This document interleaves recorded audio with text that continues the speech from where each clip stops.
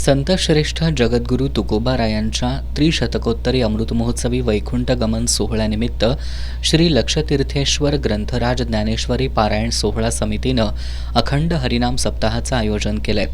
छत्रपती शाहू महाराज चौकात हा सप्ताह होणार आहे। सोमवारी 24 मार्चला सकाळी 7 वाजता लक्षतीर्थ मंदिरापासून दिंडी सोहळा निघणार आहे। शितोळे सरकार अंकलीकर यांच्या उपस्थितीत श्री संत तुकाराम महाराजांचे 11वे वंशज गुरुवर्य हरिप्रसाद महाराज देहूकर यांच्या हस्ते अश्वपूजन होणार आहे। सप्ताह काळात 21 फुटी तुकोबारायांचं वैकुंठ गमन दृश्य साकारण्यात येणार आहे। या सप्ताहामध्ये 1000 वाचक सहभागी होणार असल्याचं बाबा महाराज केसरकर यांनी सांगितलं।